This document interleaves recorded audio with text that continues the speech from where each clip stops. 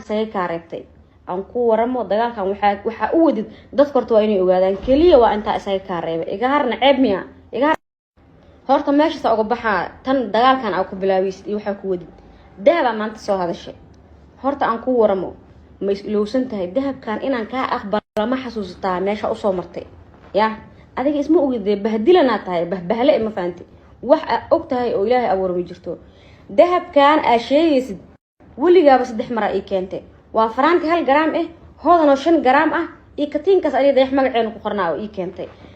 katiinkaasna ma aragtay amaanta soo dhigaysid inaan ka aqbalo intay qaadatay ma taqaanaa inaan ka aqbalo wada u soo martay meesha ay u sii saarto aroos ay ma fahanti hool aroos ay ugu dhaxsiisay si aan kaaga aqbalo email kaaga qaato waa aniga ku seeray ma fahanti meel kasta kaaga meermeeray anagoo Instagram xitaa live ku jirna daldalan katiinka yar inaa soo dhiibo kugu adkeeyay aroos inta ugu qabatay arooska ugu dhaxsiisay horta ma fahanti maxaa ku soo haray defiir waliga baaba ahayd waliga adaa wax igala daba ordi jir ina duuban jir ma fahanti taasna ceeb ma hadee qof waxa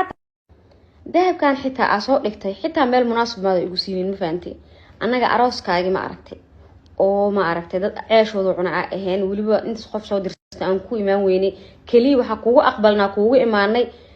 snapchat kaaga maalin adigiisa ruujo idinku iswareysanay waxa dhahday fanaan oo dhan dayaxii iskala jeeka taageera markaas waxaan dhahay dayaxo ceesha wada cunay halka xaflad u tagna arooskeeda aan iska soo ridin xilka ma fahanti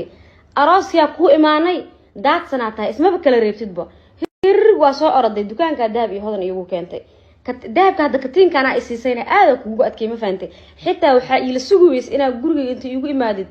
sharaf igu siisid anoo hol aroos dhex taagan xilliga la soo kala tagay inta meesha ugu qabatay ay ugu siisay ma fahanti maxaa ku soo haray hadii dahab iyo hadii lagaaga baahan yahay ma taqaana aniga hor dahabka la dhahay ana ka zinaysta ma fahanti kuma faanfaano soo mar dhigto laakiin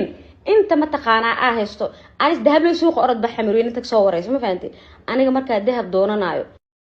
aniga naaya marka dahab doonanayo 80 kaba kama daga ma fahanti 50 gram iyo 1 gram faraantiga al ordaysid ana waxba iga dhigan almuhiim bahdilan aan ku soo xasuusiyo bar taariikhda dahabkan igu keentay isdaaba screenshot ka ku soo dhigayo sida dahabkaas aan kaaga aqbalay aqbalaad xitaa sharaf lama aha ma fahanti waxa igu qabatay aroosa isku ku kulanay arooska igu siisay waa ka gud maya inta soo gashay lugta shumska iga bilaada madax igu geen jirtay horta number 1 waxa isaga kaareebay qof dhan oo waxa tahay